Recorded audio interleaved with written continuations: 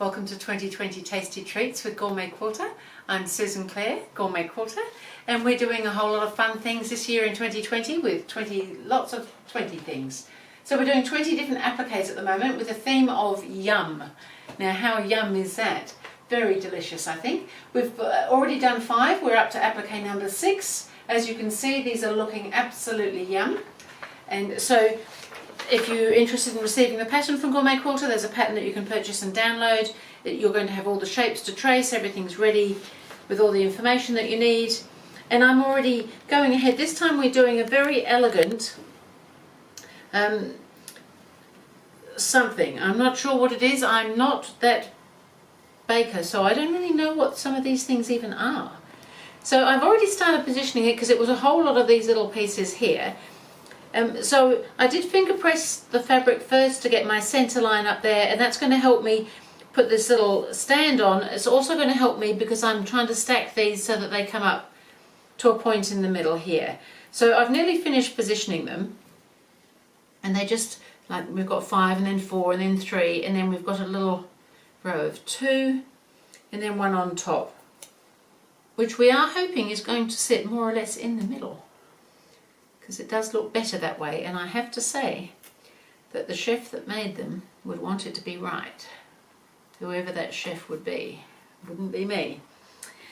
And then we've got a nice little piece of amazing sort of like an icing or creamy something going across there. And then there's the stand. It is a cake, I think, of some sort, a dessert with an amazing top on it here. So, and this will overlap over the cake and over the top of the stand there. So I think that's just looking pretty amazing. Beautiful eggshell. I'm sure that they probably are sugar-coated, maybe little cakes, or I don't know what would be inside them. But they look a little bit like robin's eggs to me. But I'm sure they're not eggs. So I'm just going to be doing some pre-motion stitching, so I'm putting a stabilizer behind. I'm just using this cotton batting as my stabilizer. And I've got my machine all set up for free motion stitching. I'm going to free motion all the applique on there. It's all fused on now. And I'm just going to be using a grey thread, and I'm just going to go around all the edges, and I better start on these little egg shapes, I think. They could be those sugar-coated almonds. Now that could be nice, couldn't it? I wonder what they are. So I'm just going to start here and just, it's going to be a matter of, we could just stop and start, or we can skip along this little piece of icing here to do this bottom row at least, and get as many as we can do without having to stop and start all the time.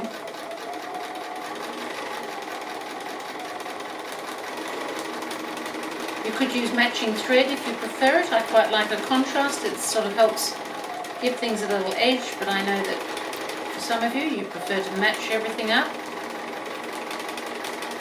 And that can look really nice too. And so delicious.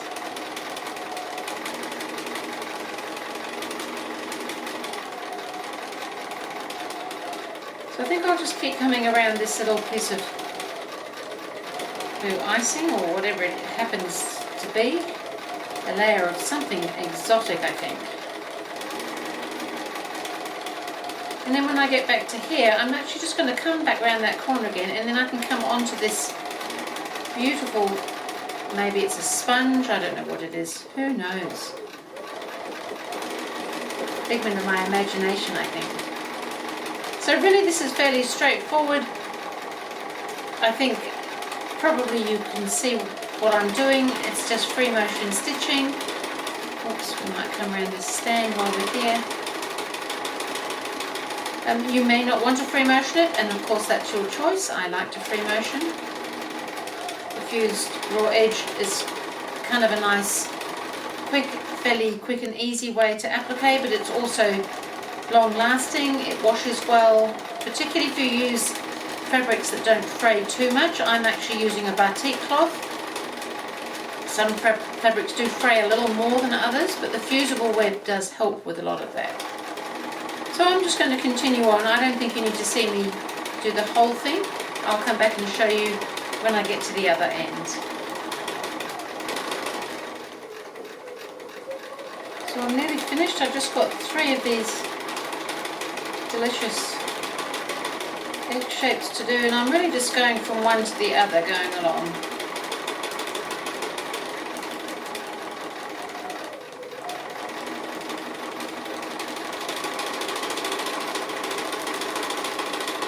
And here we are, we're all done. A couple of stitches just to lock it off there, and I can give it a good press.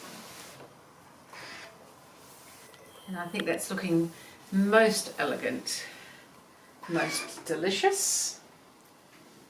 What more could you want? So this is applique number 6 in the series of 20, so we're getting along really well. So we've nearly finished. We've got one more to go, and then we've finished this whole top row of the picture that we've got over here.